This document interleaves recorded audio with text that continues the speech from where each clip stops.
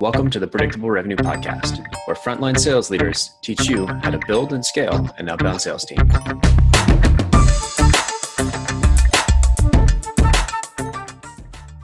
Welcome back to the Predictable Revenue Podcast. I'm your co-host, Collin Stewart. Today, I'm joined by cardboard cutout Aaron, just the top quarter of his head.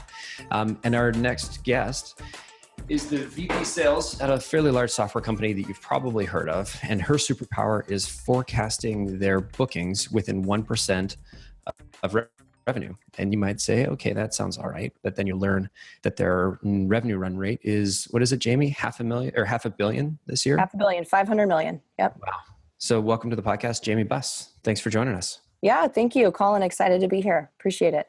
I'm really looking forward to diving into this. Anytime we get into sort of sales process and qualification and how that relates to forecasting, I get really excited because something I've done very poorly in the past as a sales rep, and fought back against all of the, all the extra process and work that I thought my sales manager was forcing on me. And now that to be on the other side of it and to see the actual power and impact that the forecasting can have on a business has been incredible. So I'm really looking forward to diving in. Before we jump into Zendesk, because you have a pretty defined methodology that we're going to go through in a little bit. Talk to me about your story. How did you get to Zendesk? Where were you before? Yeah. So rather than kind of go back all the way back, let's just go back one job from here. So prior to Zendesk, I worked at a little known venture capital firm called Andreesen Horowitz, which I'm sure your audience is probably fairly familiar with. Funny story, I was working at a startup just prior to that, and I was 6 months pregnant at the time and not looking for a job. And I had a recruiter reach out to me on LinkedIn and said, hey, there's this opportunity at A16Z. Would you be interested in talking? And my first response was, what the heck would A16Z want with a salesperson? I didn't really understand their model. And once, fortunately, even though I was 6 months pregnant, kind of waddled my way into the interview and fortunately got the job. And some of the audience also might be familiar with Mark Cranny. So he was the operating partner at the time for working under Mark and Ben, and he headed up the market development team there. And our edict was really to help startups with their go-to-market strategies. So a lot of the times startup companies are technical founders, because A16Z primarily only invested in technical founders, didn't understand or have familiarity with, how do I build a comp plan? Who's my first sales hire? Do I start with a VP? Do I start with a rep? What's a fair quota? There's all these things that when you're in sales, you think are pretty straightforward, if you will. But when you're a technical founder, you're good at developing software and solving people's problems. You're not really good at figuring out how to hire salespeople. So we built a lot of programs to help them. And in one of these programs, we did a sales boot camp. And in one of those sections was on forecasting. And Mark and I would actually fight over one slide in this deck, because he would always say that the forecast call was basically a waterboarding exercise of really drilling into the reps. And I was like, Mark, we can't put that on the slide. Like, we can't do that. Man, we've got a big audience. We can't put a waterboarding picture on the slide. So I won, and so we ended up with an interrogation slide of someone sitting kind of, with a light bulb over their head. But then he would always be sore to point out during the presentation that that's not the slide that he wanted to demonstrate this. But if he listens to this, he'll get a chuckle out of that, I'm sure. But what he should have done a live demonstration. Yeah, right. Oh my gosh. He would have. He completely would have been on board with that. But what he really walked through was how important a sales process and then a qualification methodology are in order to forecast properly and predictably. And I don't think I appreciated it as much at the time. Like, I understood what he was saying, but then when I got, I can kind of walk through what happened when I got to Zendesk, and that's when the light bulb went off, and I was like, oh my gosh, I get what Mark was saying. That is a big gap that we have here. So I had a phenomenal opportunity at A16Z, and I think it really helped me kind of launch into my career here at Zendesk. Right on. I can't even begin to imagine what it would have been like working under Mark. I mean, I remember reading the Hard Thing About Hard Things and thinking, this guy is the central figure, at least in my book, in my eyes, as the sort of hero of the book. Yeah, no, he literally, I think it's around page 90 in the hard thing of hard things is where the kind of the section about Mark is. And um, it, he's really kind of a larger than life character, if you are, person in the book, but I mean, he is in real life too. I mean, there was probably not, I agreed with pretty much everything that how he'd want us to do things. And, he's not afraid to tell you if you haven't done well. I remember many a meeting where I'd come in with an email that I wanted to send out for something or other, and he'd look at it and he'd take it and he'd tear it up and he'd throw it out in the middle of the room and he'd go, spin again. It's not where it needs to be. So he was definitely not afraid to share his opinion, but I think, what it did is it taught me, he taught me a lot about enterprise sales. Mark is very, very good at the top-down enterprise sales model, selling to the C-level, really establishing the value, how you go against the competition. I don't really know that there's a better general out there. You want to go into war, you want Mark Crane to help, because I think he really, he knows how to build a scalable sales structure. Because it's one thing if you hire one great rep, sure, you're going to do okay. But what you need to be able to do is not everyone's going to be an A+. How do you hire a B+ or B player and get them to perform as an A player? You have to have a program that you can plug them into through onboarding, training, and then a sales process that is readily accessible to everyone. Because there's no one on the planet who can hire all A players. You can tell me, I've got a team of all A players, no one does. So the only way to mitigate that is to have a process that you can plug good people into and help them be superstars. And I think that's what really hit home with me. Mm-hmm. I love the piece on taking sort of great, like good people and helping them achieve extraordinary results. I think that's one thing. It's a more eloquent way to say it. Thank you, Collin. So let's talk about, so you came to Zendesk, you said there was a bit of a realization. So talk to me about that experience. So, for me, I'm definitely more so Mark is top down enterprise, large deal. And I think where I shine is definitely more higher volume, or process is really important. So I do better when it's a bottoms up where you have to complement that with a top down. And that's very much a Zendesk history, right? So if you look at what we do, I mean, we're a customer support software platform. We started off selling to SMBs and startups primarily over the web. So all of the infrastructure, all the sales processes were really built with that as its inception. And that happens to a lot of companies where, everyone wants things built without having to have sales involved. Everyone wants to be Atlassian. I can't tell you how many times I hear that, right? Well, you can get to a point with that, but then eventually you have to start layering in salespeople, and then you have to go up market, right? So the nice thing about being at a bottoms up company is that you can take everything you've learned about ease of deployment and less friction in the sales cycle and start applying that to the Fortune 1000, Fortune 500. So when I got here, what was so different for me, and I know there's a slide you're referring to where I really felt like Dorothy and like I'm not in Kansas anymore. Because when I looked at what I was forecasting, I realized I had a big number to forecast, but I had two different elements that made it up. I had a tremendous amount of quarter business that wasn't in my funnel today, that was going to make up part of that closed business. Then I had a pipeline of larger opportunities, call them, 6K ARR and up.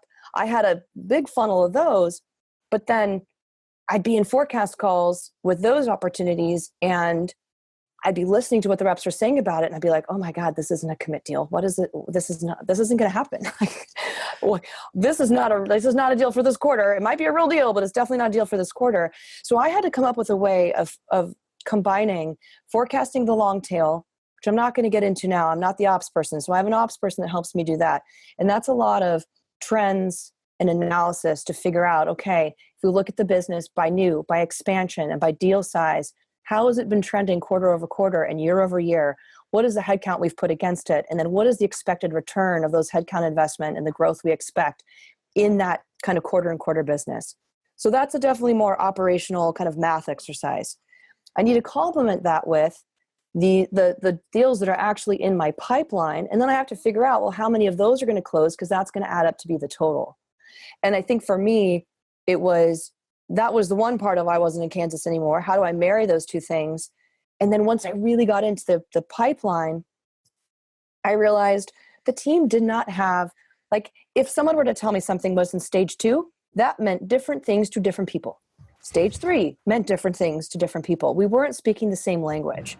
So I needed to come up with a common language that the whole sales team could use for both sales process and qualification methodology, so that when I was asking people doing the waterboarding exercise in a forecast call, that when I asked them about stage 3, we all knew what that meant. And it was it was a lot easier for me then to predict, okay, now I can apply some probabilities to my sales stages and really start to assess what is going to be my conversion rate out of my existing opportunities based on how far along they are in the funnel. It's amazing the impact that having that common language to communicate with the whole team, the impact that can have. Mm-hmm. I've lived in situations where, just like you, we're calling stage 2 two dramatically different things. And I know, I'm sitting across the table at another rep and I'm like, I know your stage 2 is just all garbage. Like my stage 2 actually means something. And I felt bad for, the VP at the end of the table trying to make sense of what we were talking about. Cause like, I know I'm going to hit my quota, cause I don't care about his quota, but I know I'm going to hit mine. And I know his pipeline is made up of magic fairy dust and unicorns and all these mythical creatures that it's not going to turn into dollars on his paycheck. Yeah, no, that's absolutely true. So I feel so much more confident in our deals, and it actually gave our reps a lot more confidence too, because now when they look and they see if they start off the quarter and a good amount of their deals are in stage 3 or 4, they can feel a lot more confident in their commit. So one thing I noticed is that the team commits very conservatively, right? They're almost committing their worst case, and I have to kind of force them to be like, okay, I understand there's risk, but I need you to commit a higher number, and then articulate to me what that risk is. But I can't have you come in and forecast your worst case, because I barely need a rep to cover that worst case. I need you to fill the gap between that and where you need to get to. So, walk me through that. So I think we're definitely getting better at that. But without having that common language, I don't think it wouldn't have been possible. It was just the data was almost meaningless. There was a deal, and with a deal with opportunity with a MRR, monthly recurring revenue, associated to it. That's kind of all I had. Right. So in any case, and we can kind of walk through the details of when we're ready here to kind of walk through what that sales process is. I think we did something a little different there too that really helped us compared to what I'd done in the past. I'd love to learn more. So tell me about this process. Where does it start? What's involved? Yeah. So one of the things that I've always done prior to my tenure at Zendesk was sales stages were always about what we had done. What had the sales rep done, or what did the sales rep confirmed? So did the sales rep qualify the deal? Did the sales rep attend the discovery call?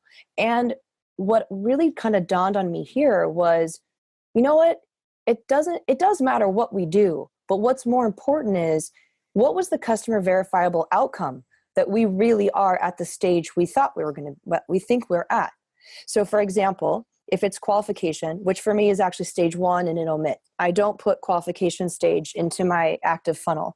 That's where I put my deals that my SDR team, we have an awesome SDR team here led by amazing leaders who do a really, really good job of both. We have outbound and inbound split, much more efficient. I changed that this year, which I know from Aaron's book, you should have had it split. I had some reasons as to why I wasn't allowed to split it last year, but we split it and we really did truly get a 25% efficiency gain by having my SDR split. So when they find an opportunity, they put it in a stage 1. It's an omit for me in my forecast category.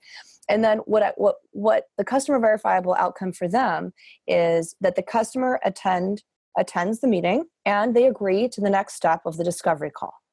So it seemed that stage is pretty straightforward. Motherhood and apple pie. There's nothing too fancy there. We move on to discovery. That's the first call that one of my sales team is going to take, right? So one of my closing reps is going to take the discovery call.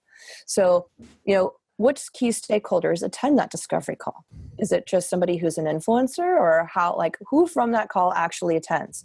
And even if the stakeholders don't attend, as we exit that discovery call, have the stakeholders agreed to the demo or to the next call in the next kind of meeting in our sales process? And then we kind of agree to what our next step in our plan is from there. So those are all things that we can then send as an email post-discovery call. Thank you, Mr. or Ms. Customer, for your time today. As we discussed, here's our next step, and here's a summary of what we've learned about your environment. Please send us if there's anything that we missed. right?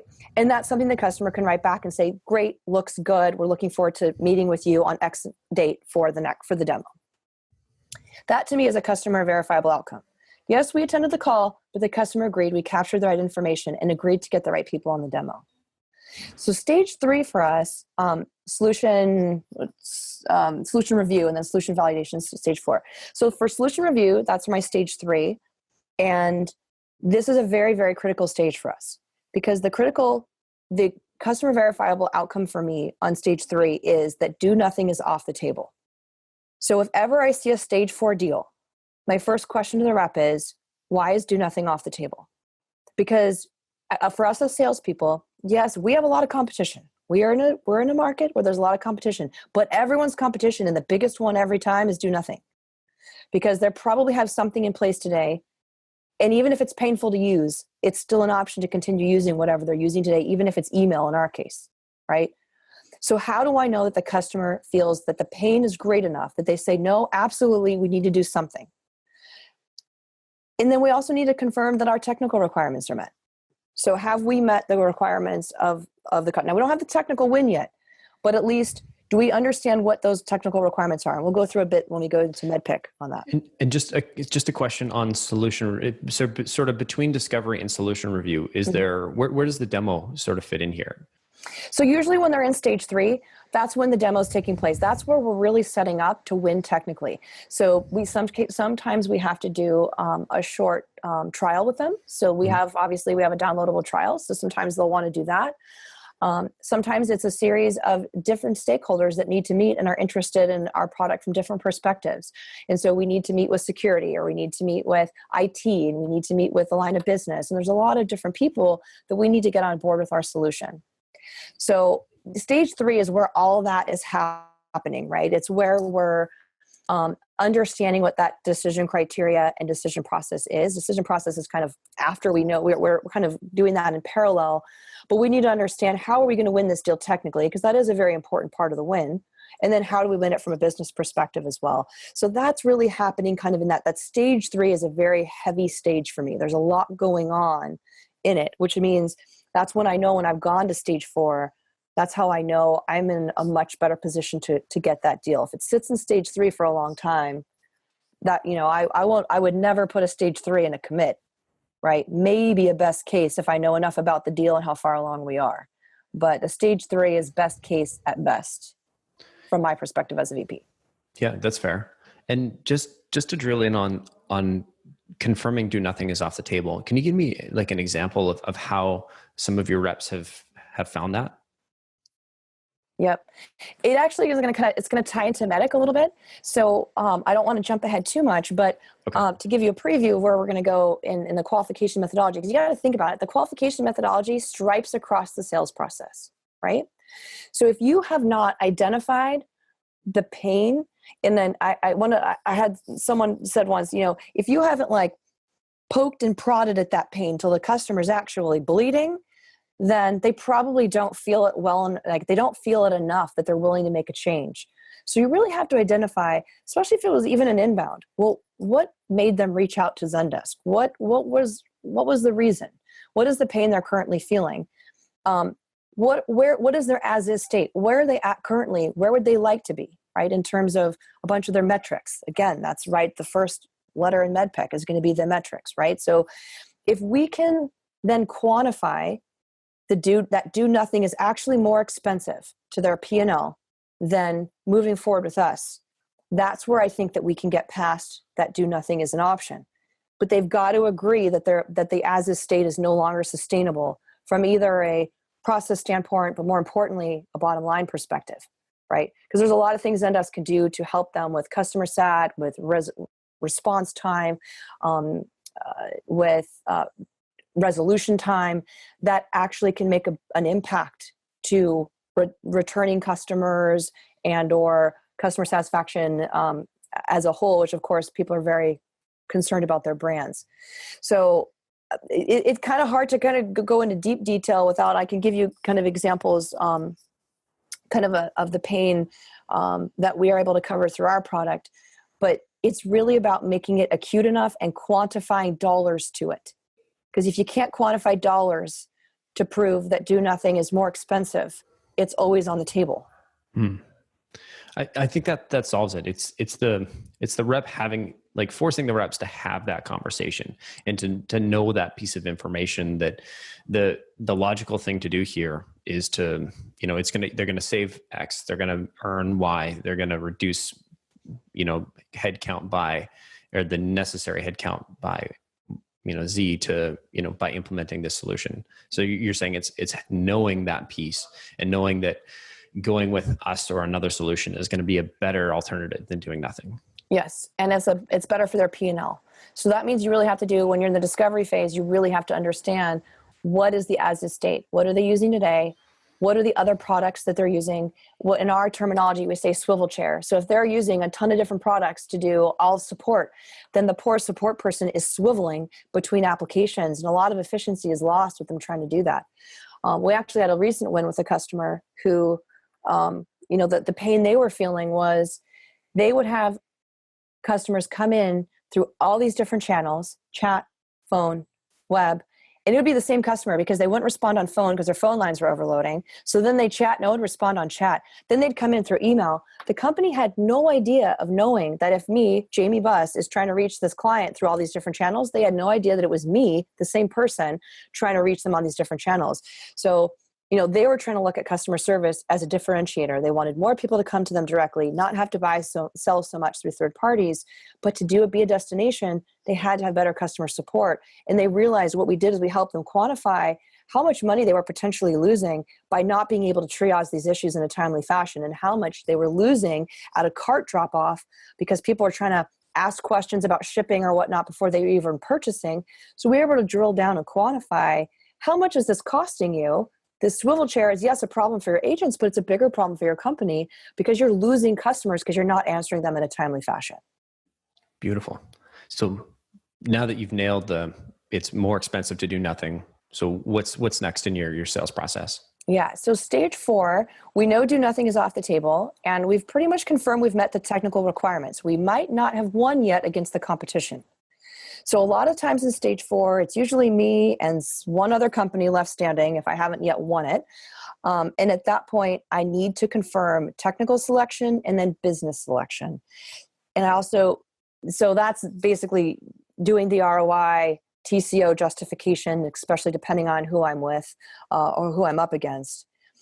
And then I'm also at the same time as trying to get the business and the technical win, I'm also laying out, as per, we use MEDDPICC with a P. I know a lot of people don't use the P. We'll get into that. But I also have to ensure, what is the paper process going to be after this? Because I cannot forecast accurately if I don't know how many different documents are we going to have to get signed, who are all the different signatories for each of those, are all those people available, and is there an order of operation that has to happen? Some of our clients need to issue POs. Not everyone does, but if they have to issue a PO, they might have to sign the service order first. That has to go through a certain route of approval. Then they need to issue a PO, which is sometimes a different route of approval. Then we might have a statement of work that has to get signed, and then we might have negotiated an MSA. So it can get pretty complicated, and my team wasn't really nailing down what were all the specific people involved in each of those steps. So without really understanding the paper process, I wasn't necessarily losing deals, but I was misforecasting the date. So that's something we're also we're uncovering as we're trying to nail down that we are in fact going to win technically. A lot of the times customers will ask us for concessions and whatnot, because we're also negotiating the MSA at this point as well. And I'm happy to make that, but you need to confirm in writing that we're the technical selection before I'm willing to go do that. So so does that kind of help in the solution review phase or the solution validation phase? Yeah, solution validation. It's basically you're confirming the selection criteria. You're confirming the sort of what the next step process is, because it's about. It sounds like it's a two-part sort of stage for you. It's one, let's confirm that we know what the right criteria are that they're going to base their technical decision on, and then sort of beyond that. Okay, so now we've confirmed that we can meet those criteria. Let's understand what the paper, assuming this is going to close, let's see how long it's going to take to close so that we can accurately put that in the right bucket, whether it's month or quarter. Right. That's exactly right. And I could be a little bit more aggressive with sometimes I'll let things sit in stage 4 a little bit, even if we've won technically, only because I think the paper process is going to push me. And if we haven't nailed down, if we've won technically, but the team has not nailed down the paper process, I make them figure that out before I let them flip that into stage 5. Because once it's in stage 5, I want that close date to be like the day it's closing. Right. And we should know that by then, but you have to reverse engineer that based on where are we, like, what's all this paperwork that has to be done and be negotiated, and then back into it. So that's really at the point, like when it's by stage 5, I should know the date. Now, with some of the larger companies, we've missed some of those sometimes because they'll have a process change on them that our champion wasn't aware of. And if that happens, I have misforecasted deals by the date sometimes because of that, but then we have lesson learned and it doesn't happen the next time. Yeah. And so stage 5 verbal contracting is literally getting through the contract negotiation phase at that point. Typically we've agreed to price. If they ask for some concessions sometimes there's commercial terms, as we all know, there's commercial terms buried in the MSA that then come back. And so there's some further negotiation that oftentimes happens in stage 5, because if I'm making other concessions, then I might take something else away, or, what's my get for that? Because, but most of the time we're commercially nailed down outside of whatever kind of commercial terms need to be negotiated on the. So outside of price, what other types of commercial terms will you sort of negotiate on? Like, what are the common ones? I love that face. Oh. Yeah. Well, I mean, there's a number of them, right? When you're going up market, there's several of them that I won't do that are asked for all the time. And when I'm involved in it directly, I'll be very straightforward. I'm like, we're not going to do term for convenience, because that just turned my multi-year deal into a monthly deal, because I can only recognize that monthly. Because if you can term your contract at any time, that means my company cannot take revenue except on a monthly basis. And if any customer wants to do that, they can. It's called a monthly plan at list price. So term for convenience is oftentimes one that comes up, but it just doesn't make sense for our company to be able to do that. Indemnification always comes up. So there's always conversations around that. Indemnity caps, liability caps. Let me see. There's other ones when we go up market, where companies will have specific downtime requirements. I'm very careful about what we commit to on. We very rarely have scheduled downtime, but as a SaaS company, I have 125,000 customers. So we've got to be really careful about what we do as a special term on that front for customers, because I can't have 2,000 different agreements of what we'll do with them. So they'll oftentimes ask for that. And it's usually companies that aren't usually used to buying SaaS, or they're larger, more traditional. And they're like, well, these are the dates that we can't have anything happen. And we've got some nice language that we use to address that. That usually helps us out. But that's often a common question, because we're selling to traditional retail or traditional manufacturing. And, there's peak periods for everyone. Of course, there's Christmas and Valentine's Day and all that kind of stuff. So that's another common one for us that I'm sure some of the SaaS audience probably experiences as well. So, okay. So to exit contract, or the contract verbal stage, so stage 5, you've got is this a verbal go ahead? Is this a signature? Is this cash in the bank? Like, what are we talking here? Oh, so to move from 5 to 6, we need the signed service order and the signed services agreement if we've negotiated it. A lot of times we have an online agreement, but if the deal is large enough or the company is strategic enough, then we'll do the negotiated contract. Once we have those two things signed, and if there's a statement of work, we'll want to get that signed as well for our services. Once we have all those signed, then that goes into stage 6, and then finance takes over from there and verifies everything's copacetic, and then they put it into stage 7, which I think is officially closed won, but sales can't do that. It's just finance kind of checks all the boxes that all the documentation is accurate. So stage 6 is basically as far as we can do. Unless it fails finance because there's some small thing, and then we might need to correct something and then resubmit it to them. But in any case, once it's stage 6, we're pretty much done with that deal and moving on to the next one. Cool.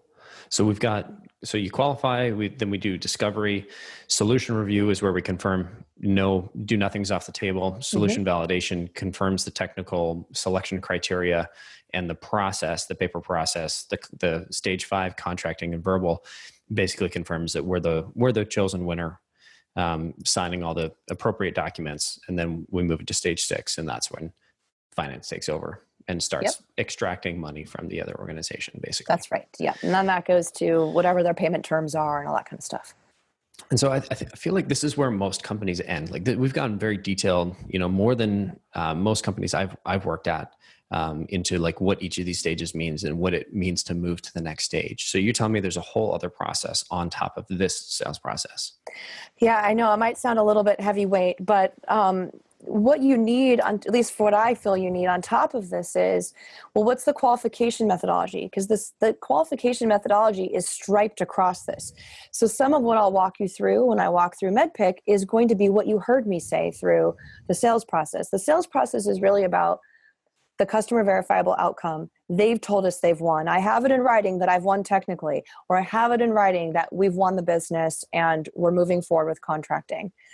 But for the team, so I'm a very process-oriented person. That's probably why I do well in a higher volume type of environment. I tend to think of things of, how do I have coverage on the business? Do I have the right troops? Do I have the right kind of troops? Do I have the energy focused in the right way? And it's very exciting for me to be in that type of environment, but it's also because it is so fast paced.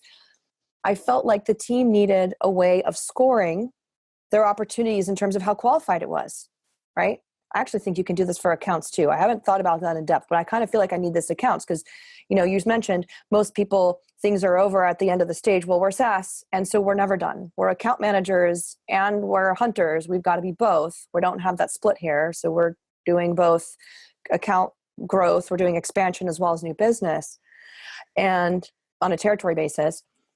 So how do we know the health of that opportunity? How qualified is it really? Well, the sales stage doesn't really tell you that. So what MEDDPICC does, and it did come out of PTC ages ago, so this is not a new methodology. I think you and I talked a little bit about that.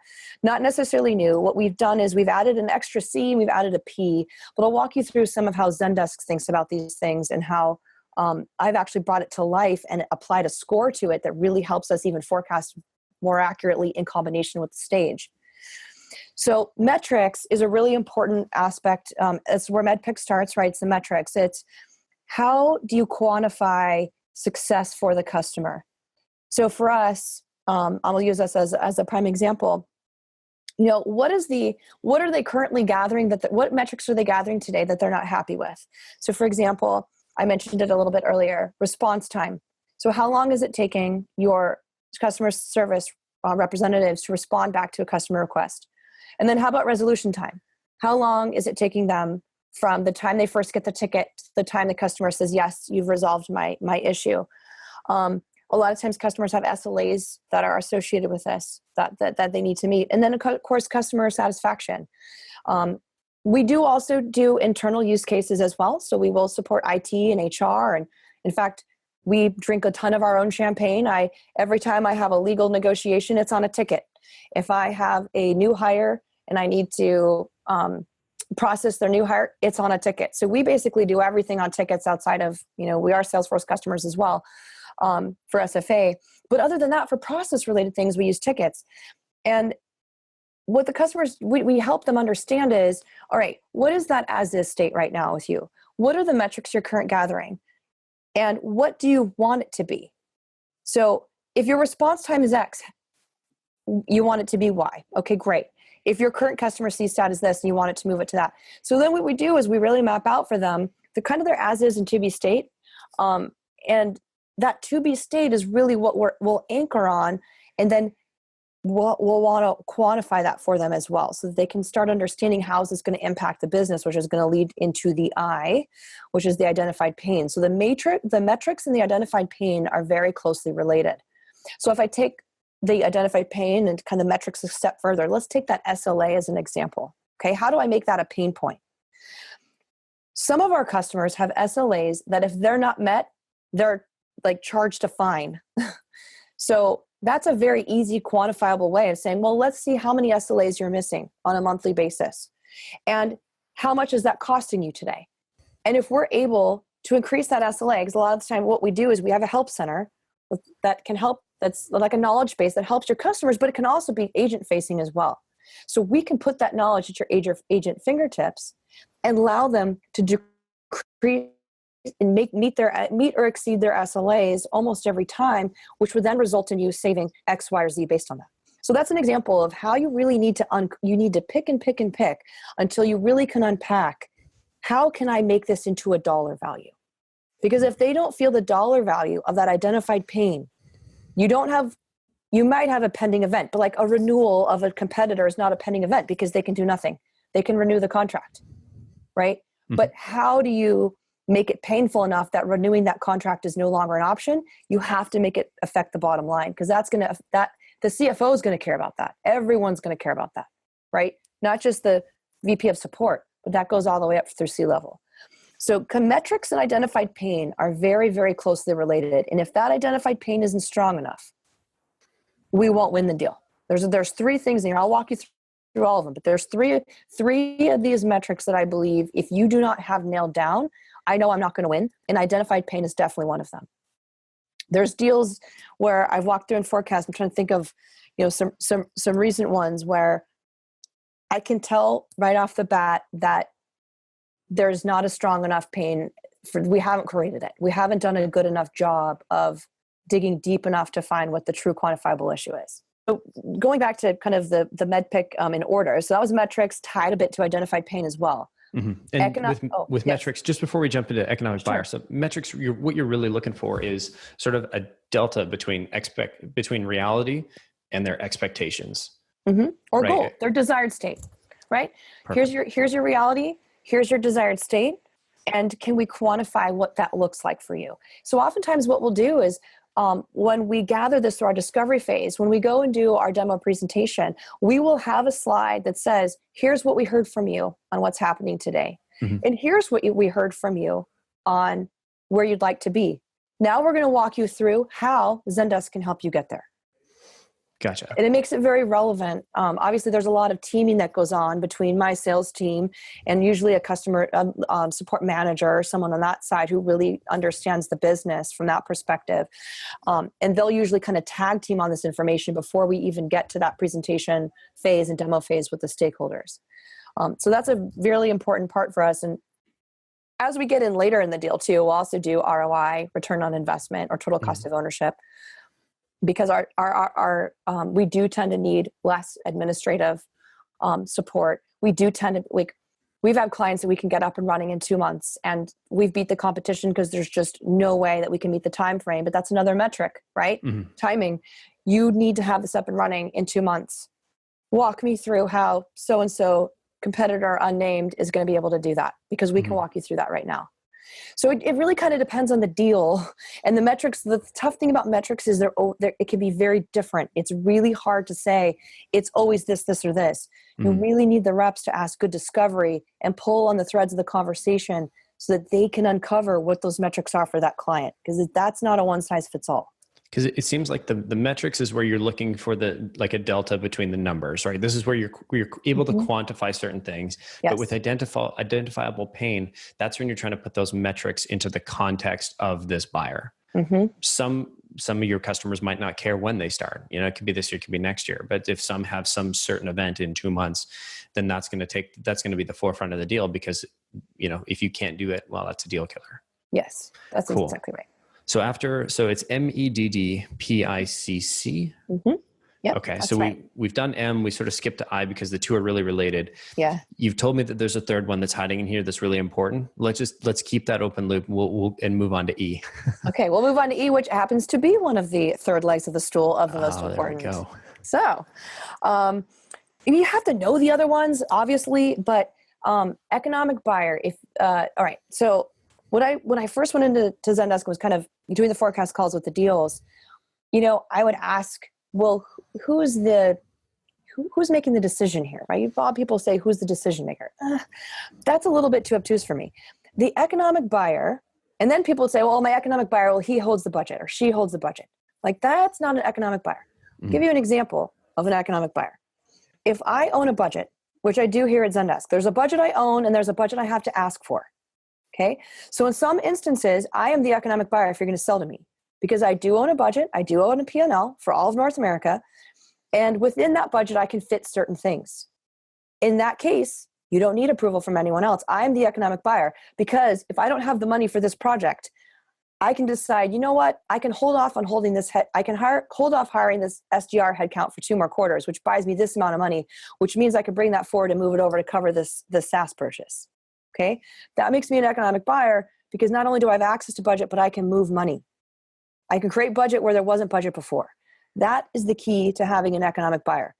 When people are trying to sell to me, I'll tell them, listen, in this scenario, I'm not the economic buyer because I don't have the money. So that means I'm going to have to pitch this. I need you to help me sell this. I need a deck that'll help me sell this to my SVP, because I don't have budget for this, but I think it's really important we do that for the sales team. I'm actually in the process of doing that right now. It's a training engagement I want to get for the team. It's too much money. I don't have it. In that case, I can be a champion, which we'll get to later, but I'm not the economic buyer. So what I gauge with the team is 3 stages. Do you know who the economic buyer is? Yes or no? Have you met with them, or do you have a relationship with the economic buyer? Right? So what we'll get to it is I actually score each of these in Salesforce, a 1, a 0, a 1, or a 2 points. So 0 is you don't know who they are. And that's okay, because the whole point of MEDDPICC is understanding where your holes are. So as you go through the sales process, you can fill the holes, right? So I'm not trying to get people in trouble by not knowing these things. I just want to know we don't know it so we can find it out. So it's economic buyers is 0 if we don't know who they are. It's a 1 if we know who they are but have no relationship. And it's a 2 if we know who they are and I could call them, right? We have a relationship with them where I can actually reach out and they will respond back to me. So that would be a 2. But if you don't have that relationship with the economic buyer, then your competitor is going to come in and sell to them, and they're going to go top down on you, and you're going to be a bottoms up sale selling from, the end users, and they're going to come in top down and they're going to swipe you out of the deal. And that happens to us sometimes when we haven't gotten to the economic buyer. I've gotten outmaneuvered by the competition and it kills me. So now we try to make sure we're very conscious of, do we know who that person is? Why are they the economic buyer? And then how do we get that relationship with them? That's also a way when we get to champion, how you can test that champion. How willing are they to get you in front of, to willing to disclose and willing to get you an audience with that economic buyer? And I think that's really the crux of why this can be so important for a salesperson to have something like this. Because if you're going to get blindsided, if you're going to lose a deal, you may as well know why you're going to lose the deal ahead of time. Mm-hmm. Right. And, and having this in front of you, it's sort of like doing that, like somebody calls them a pre-mortem. I can't remember. It's a thought leader. I've heard it a bunch of times, but knowing if you think ahead, okay, if I'm going to lose this deal, why am I going to lose this deal? And then I try and actively work to try and figure out where my holes are and what I can do about it. Yep. That's exactly right. This helps you identify the holes because you're going to have them. And in fact, once I MEDDPICC'd, there was a deal I was very actively involved with last summer. And once I thoroughly MEDDPICC'd it, I did it myself and I MEDDPICC'd it. And I'm like, I'm not going to win this deal. And even though I was told by the economic buyer that I had won the deal and we were negotiating the contract, I still did not feel good about it. I didn't have a strong champion. The relationship with the economic buyer, I didn't trust it. I knew the competitor was in there. I knew the economic buyer had gone with the competitor at a different company. And I knew my score on the EB and the champion was very low. And I'm like, and then everyone's like, yeah, but you've been told you've won. I'm like, I don't think we're going to win it. And then they went quiet for 3 weeks. Before that had even happened, I closed it out. And everyone thought I was crazy for losing this opportunity. I might close it out. I don't want the sales team spending time on it. It's done. We're moving on.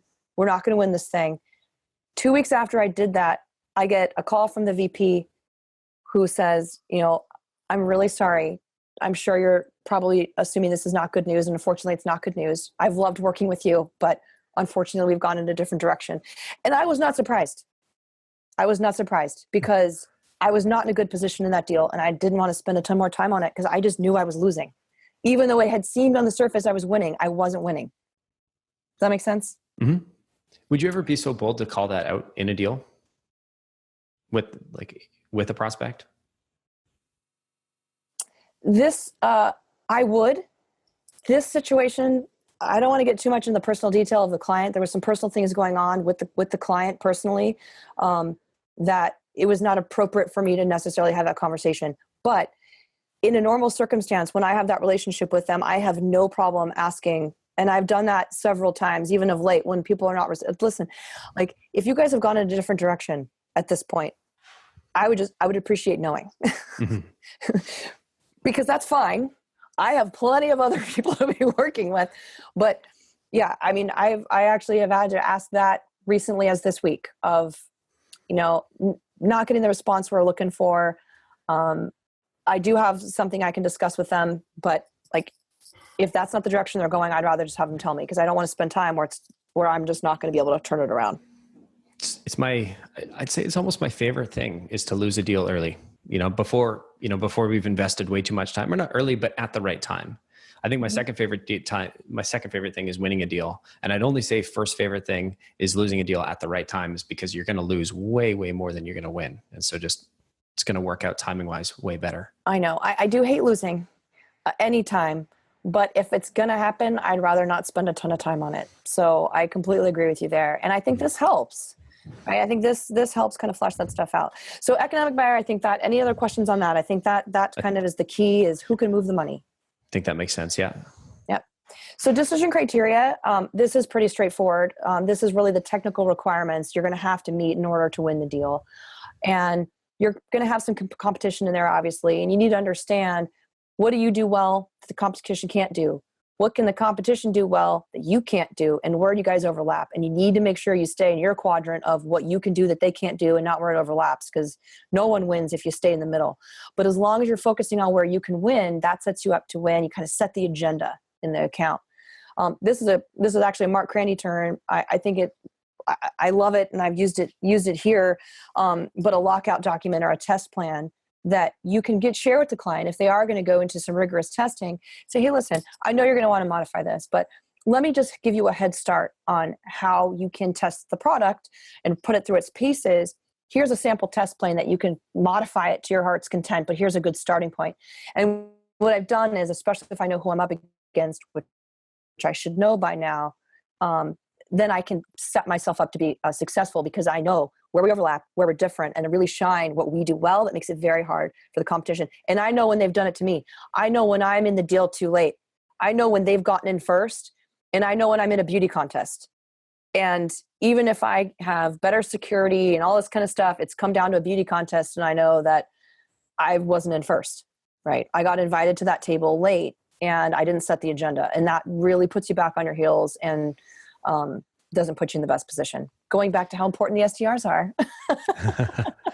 Absolutely. I love our SDRs for getting us into the deals so much earlier. I know some salespeople don't like working outbound deals. I've heard this complaint numerous times that, there's so much work to be done, more work to be done than with an inbound. Man, the pain of going through the beauty pageant. Well, you're a salesperson. That's your job. Yeah, exactly. Big fan. So how do you score decision criteria? So decision criteria, this one is a little easier, because if you have to map out what their criteria are, and then confirm whether or not. So if you don't know it at all yet, because you're too early, that's a 0. Mm-hmm. If you've mapped it out, but you haven't met it all, then that would probably be a 1. If you've mapped it out and you've confirmed with the client that you've met the decision criteria, then that gets a 2. Gotcha. So it's pretty straightforward on that one. Okay. In the decision process, which is the next, so there's 2 Ds, decision prospect is the second one. And this is really understanding who are all the stakeholders involved. And as you're selling SaaS, yes, you're going to have an LOB, line of business, involved in that. But there could be other people. There could be a completely separate security team that's going to be involved. That is a subset of IT. And so then IT gets roped in as well. Maybe there's another business unit. So oftentimes, because we're support, there's a sales group as well that might not be using Zendesk, but support and sales kind of overlap, specifically in the chat arena. So you do have to understand, what is sales using, and how are we going to have these 2 teams collaborate and work well together? And so sales might actually have a seat at the table depending on the decision as well. So decision process is really understanding who are all those stakeholders and what is their criteria? What is their decision criteria for each of those individuals and make sure that we're meeting that, because they could very much well vary. So knowing the decision process is really that. Understanding, if you don't know it at all, it's a 0. If you understand the process and who all the stakeholders are involved, you get a 1. And then if you know that, plus you've met the criteria of all of them, then you get a 2. You can kind of see how that marches you down the sales stages too. Mm-hmm. So generally these are fairly sequential then, because yes, the decision criteria and process, I think, are not all the MEDDPICC letters are in order. I think it's just they had to make it phonetically work. So, I wouldn't say MEDDPICC is in order of the letters, but the letter, but they're kind of intertwined. But decision criteria and decision process, I think, are kind of the two that are closest. Okay. And they're what you would think of in a typical qualification criteria. I think most people think of, decision criteria and decision process as being kind of a lot of that decision process, as well as maybe, because they'll put in decision process as the stakeholders and who needs to approve, but that doesn't take into account the importance of a champion, which we haven't gotten to yet, or an economic buyer. I think those two things are really worth calling out because they're critical. 100%. I feel like one of the biggest mistakes I made early in my sales career was thinking that the decision-making process was totally linear and that it was just single tracked with one individual buyer. Yes, I've talked to this one person. He's the person that's going to buy from me, and not realizing that there's a technical buyer, there's an economic buyer, there's their champion, there's your users, there's your, a variety of different, ways of looking at it, as opposed to like this linear process of there's one person at the company that's going to buy from me and he's going to personally write the check. Mm-hmm. Yeah, it's a multi-threaded process for sure. Mm-hmm. It's not a linear. Yeah, absolutely. And I think I'm sure I made this same mistake as well when I first started selling in VMware, which was my first true bag carrying role back in 2002. But I kind of quickly learned how many different people could be involved in that. But that's when you end up committing something when you really shouldn't have. So, never done that. Yeah, I know, right? All right. So decision process, I think we're kind of good on that one. In that paper process, I kind of covered that a bit when we went into the verbal contracting stage. It's really understanding all of the different contracts you're going to need to sign with the customer, and then who needs to be involved in signing them, and what is the sequence of events, because sometimes those are serial. Mm-hmm. Sometimes it does need to be one, then the next, or sometimes the SO statement of work needs to go to one person, but then the PO and the SO have a different process. So it's really important to understand that, because that'll impact your forecasting. Like I said, we misforecasted a Fortune 500 deal from Q1 to Q2 because our champion was out due to a health problem, came back and said, oh my gosh, our process is completely different than last time, even though we had just sold to them in Q4. So we had to go back to the drawing board, and we did close it at the beginning of this quarter, but we did miss it for the quarter just because their process had changed and our champion didn't even know. Mm-hmm. So there's only so much you can do. But as long as you're asking those questions, I think it's the best you can do for yourself. So paper process 0 is if you don't know what it is. 1 is that you know everything that has to be signed, and then 2 is what has to be signed in the order of events, and you can very well predict the close date, and you can kind of reverse engineer your close date based on that process. Gotcha. Okay. So that goes through MEDDPICC. We get to the I, which we kind of got into, earlier. But if you had to pick like the 3 that are most important, economic buyer is definitely one of them. Identified pain is one of the second leg of the stool there. If you haven't done that, then your biggest competition, which is do nothing, is still on the table. So I think we kind of get into detail on that. I don't want to necessarily beat a dead horse there. But the biggest part of that is you got to quantify it. It's got to impact their bottom line, their pocketbook somehow, in order for them to feel enough pain to move forward. But economic buyer and identified pain have to be on the table. You have to have those in order to win, in my opinion. So I would almost say you could put a multiplier of importance. Like we score these in Salesforce, right? So Salesforce will add all this up for me and give it a score. But identified pain, economic buyer, and then we're going to get to next champion, those should almost have a multiplier on top of them. Because if you don't have those, you're in trouble. You're probably not going to win that. You could win that deal, but it's going to become a lot harder. So economic buyer identified pain. So jot those down if you're listening. And we will have a picture of your actual sales force that we'll include in the show notes, or at least a link that links in the show notes. And we've got, graphics for some takeaways for everybody, so you can see, the sales process and MEDDPICC all lined up. Before we move to champion, how would you score identified pain? Oh, that's a really good point. So 0, of course, we don't know what it is. So it's the same for everything. 1 is that we might have uncovered what we think is the reason, the identified pain, but we might not have been able to quantify it yet. Sometimes it takes some further discovery to really understand through their business, how can we make do nothing off the table?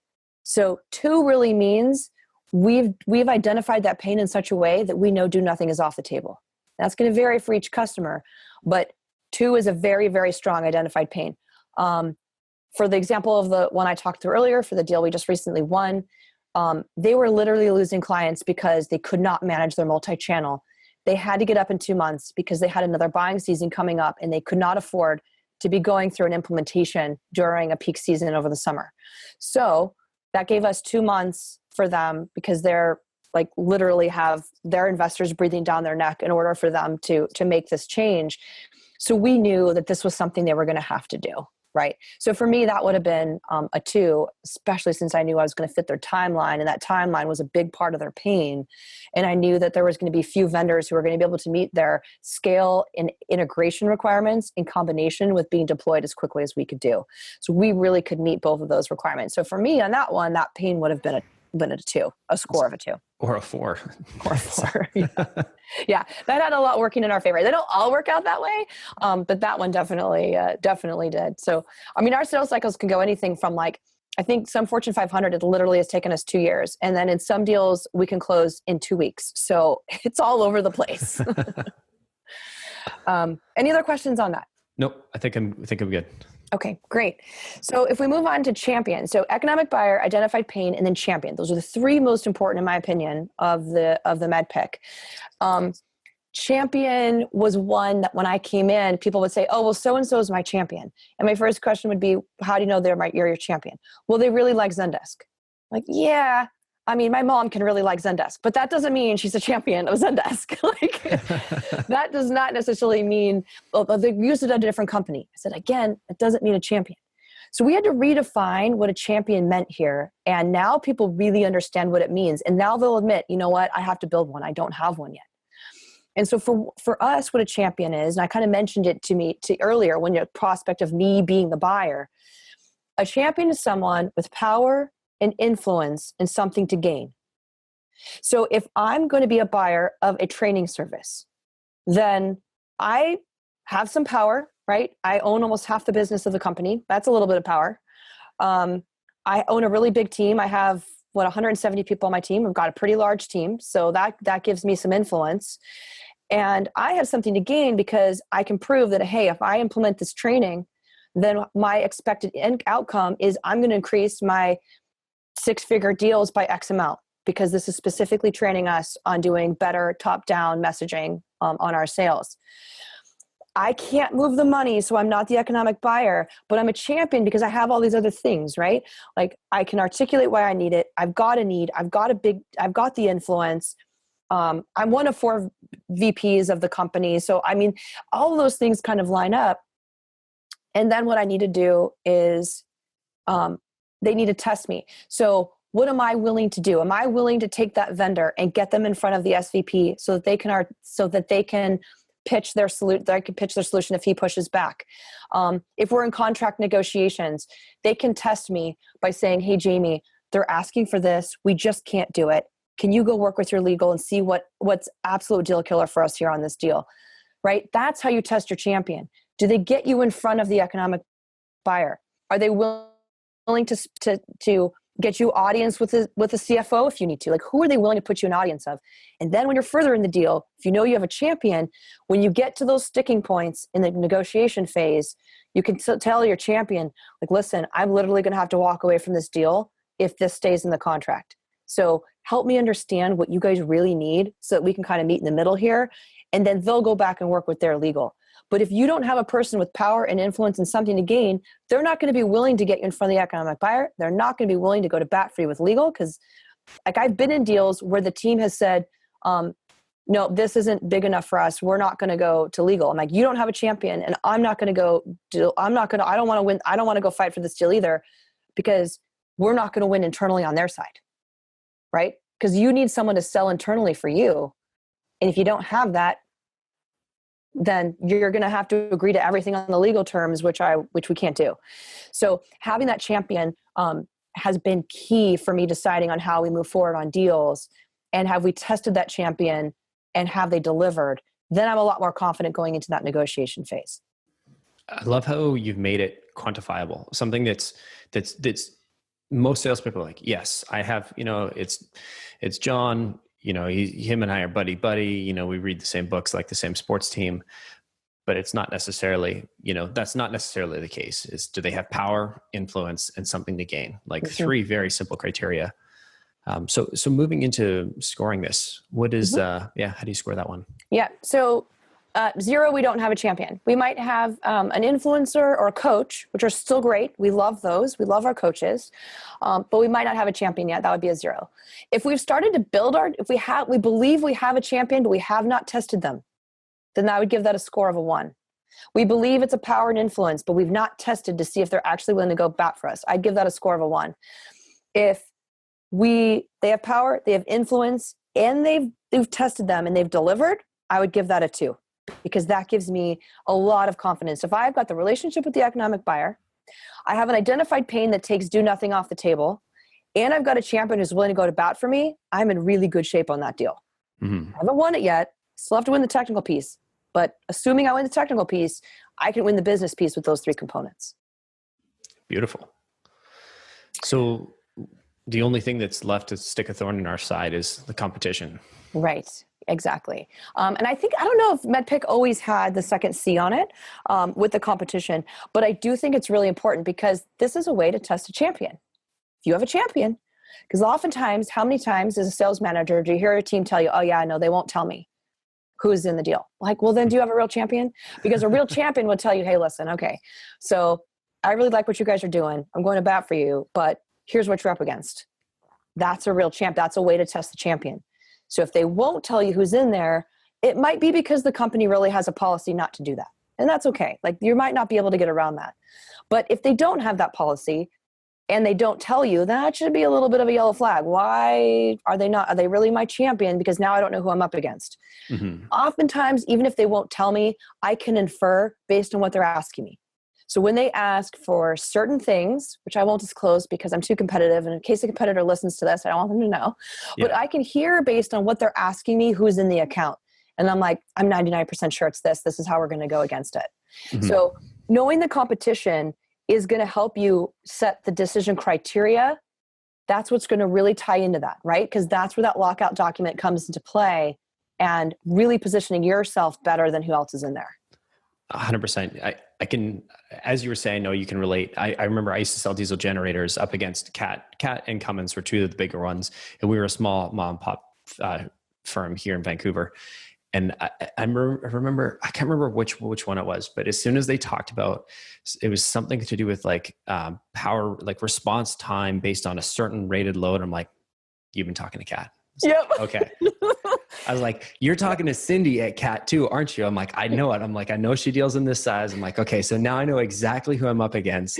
It's like, okay, my playbook is changing because Yeah, no, that's exactly right. Like sometimes all you need to do is listen to the language they're using. And if someone else has set the agenda or someone else has gotten in there, you can pretty much unpack. And my team is all very attuned to that. We're all salespeople. We're very competitive, mm-hmm. and we want every advantage we can possibly have against being the competition.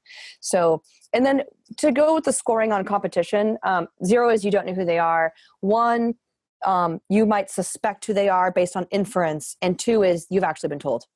Gotcha. So that's pretty straightforward. And then what we've done, so you guys will have the screenshot, what we've put in Salesforce. What's been very helpful for us is we had our IT team put these metrics into Salesforce, and the reps can put the score on them. So the reps would put the 0, the 1, or the 2. So I have to assume that they're right. And sometimes I do have to question, is that really a 2 when we do deal reviews? So I use MEDDPICC to do the deal reviews on our larger opportunities. That's separate than forecast calls. But if it's a large opportunity and I want to put multiple heads together to kind of strategize on how to win, we'll use MEDDPICC as the framework. And then it's scored 0, 1, or 2. What Salesforce does automatically is it will add up the total score, and it'll give me a red light, a green light, or a yellow light, depending on what that score is. I'm trying to think of exactly what it's like. If it's 14 to 16 or whatever, that there's a high end range and then there's a mid range and lower range. I can get that to you guys, but because we've been doing it as the score, the red light and green, I know that if it's in one of those ranges, like if it's red, that's very far from a commit deal. If it's green, then I'm really digging into like what's left, what's standing between us here and closing then, because most of the deals are obviously going to sit in yellow because they're probably stage 3, stage 4, where you don't have everything necessarily lined up yet. But MEDDPICC, and I've talked to other leaders who have done the scoring in the same way, and they've been able to say, if that score is a 15, I know I'm going to win that deal. And as long as the rep has the right close date in, I know that's a committable deal. So you can really, as long as the team is disciplined about it, and what we do is we use Clary as our forecasting tool. I bring that score into my Clary view. So I see the opportunity, I see the dollar amount, I see the close date, obviously who's running with the deal, and then we'll also see what that MEDDPICC score is so that I can correlate that as I'm asking questions to really understand where are we falling short and what do we need to do next there. So that's kind of been a nice process for us to make sure we're using it, because this is really easy for reps just to ignore and not do. But because it's front and center on their forecast, if it's a 0, it's not acceptable to have like a 0 score on a MEDDPICC, because like what? I don't need a rep to have a 0. So like, where are we at in the deal? And that's been a way for us to kind of keep it going once we kind of trained the team on this process. Gotcha. So you're doing regular check-ins on each of these deals for, where are they in the process? Do they really belong there? And what is their MEDDPICC score? Yeah, I really just incorporate it in terms of the forecast call every week. So my managers have the forecast call with their direct reports. The frontline managers have it, and then all the way up. And then I do the forecast call with my direct reports, who are almost all second line managers. And then they'll report back kind of where we're at, what the holes are, what are we doing next to fill the holes in the deals. And I get through as many as I can. I go top down for like an hour and a half. But I like to know everything about my deals. Like if anyone asks me about it, like I want to know where it is, what I'm missing, and how I'm going about it. So I like the team to, because I think the more we know where the gap is, the quicker I can fill it. And then if I need to report to C-staff or whatnot, then I pretty much know where I'm at on all my opportunities. That's phenomenal. How small of an opportunity would you use something like MEDDPICC on? Like how low do you guys, does your team go? That's a good question. So I have my AEs, my account executives, they're kind of hybrid inside sales, hybrid reps. I really have them do anything that's over $12,000 ARR. Okay. And then obviously the field deals are all bigger than that. So anything over 12,000 ARR, I do like them to have a MEDDPICC on it. Definitely over 60K. Anything over 60K has to have a score. If there's some that between 1 and 5, I'll just push on the managers to be like, hey, listen, looks like we've got some, like you got to go dig in. I don't go below. We do everything in MRR. So I know I keep flipping between the two. Most people don't think in MRR, but we still do because we do monthly deals. Sometimes, I don't, but the long tail does monthly deals. I just lost my train of thought on that. I'm sorry. Yeah, no, that's okay. Because basically underneath $12,000, it's really more of a transactional sale. It's not a full, Miller Hyman solution sale that you're going to get in and really, it's probably going to close in a couple of weeks. Might even pay on a credit card. Yeah. It's debatable between 1 and 5K MRR if we need to MEDDPICC them, but sometimes that's what the team has. And if that's what that territory has, then I expect them to know those opportunities in depth. If it's over 60K MRR, I definitely want them to have 60K ARR. I want them to have a score on it and really know where they're at in the deal, because that starts to become a material difference to me in the pipeline. Those really add up. Like if a 1K deal is off, I mean, it's kind of a rounding error. But if a 25K MRR deal is off, that's a big difference. Mm-hmm. So I cannot afford to have those not know where they are. So if it's over 5K MRR or 60K ARR, that's where I absolutely dig in and make sure I've got the MEDDPICC score. And I'm a little bit looser between the 1 and the 5, because you're right. A lot of those are quarter and quarter, and that'll slow the deal down. And I don't want to do that. In fact, with my velocity team, so I have a team for under 100 employees. That velocity team does not use MEDDPICC. They use BANT. Okay. Budget authority need timeline, because their deals are just like they're called, velocity. They're very fast. And this would slow them down. And that's not necessary for a deal of that type. But for my territories, I definitely use it. But for velocity, I expose them to it, but I don't ask them to use it. That's fair. Yeah, I think it's a helpful, just for career progression, to have an understanding of if I want to move from a high velocity sale to move up in the big leagues, where you're closing, multi-$100,000 deals, $1 million deals, this is what's coming next.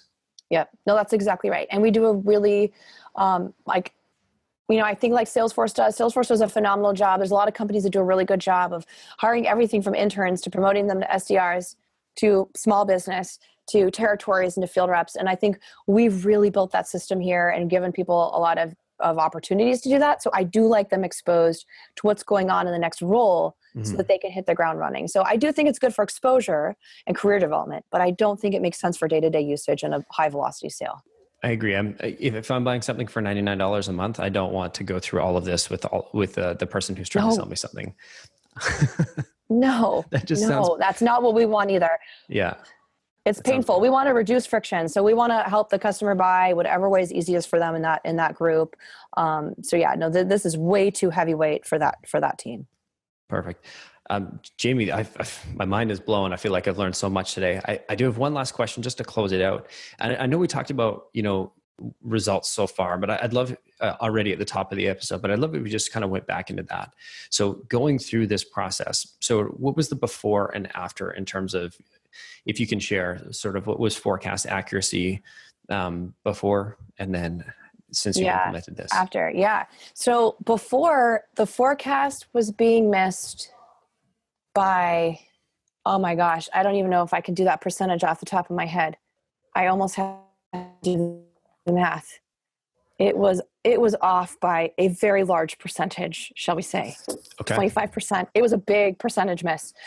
That is not acceptable to me. I go by industry standard. You want to be within 5%. And so for most of the quarters, we've been within 1% of that since implementing this. 2 of the quarters, I was within 5%, which I wasn't happy with, but it was close enough. It was close, but it wasn't perfect. In both instances, actually, it had to do not with my MEDDPICC deals. I nailed those. It was the high velocity business. In one case, we had a couple changes that dropped off the velocity business in a way we hadn't anticipated.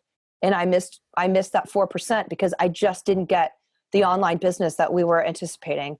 That really taught me to watch there. Now we watch some leading indicators on that a lot more closely. And I have the data team watching it as well, so that if I start seeing some leading indicators on the drop, I can start adjusting my forecast beforehand.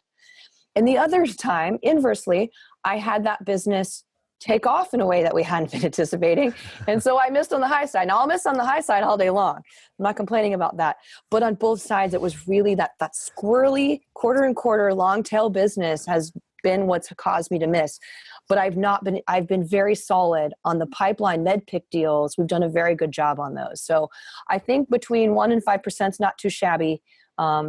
I think we've done a pretty good job on that. The team's done a phenomenal job of adopting this. And I really attribute, that's not my success. That's really them doing an awesome job of knowing their deals and executing on this. So hands off to my team. If I were gone tomorrow, they'd still be executing on this as if I wasn't here. So hats off to them for really adopting and driving this and doing such a good job. Well, and it feels like a situation where, again, you've given people the tools and the system that they can plug into and become, and drive excellent results, right? Which That's I think is the goal of anyone in a sales leadership position.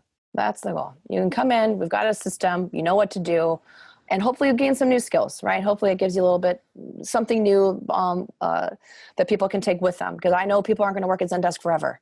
So if they've gained some professional advantage by being here, then that carries with them, and we've done our job.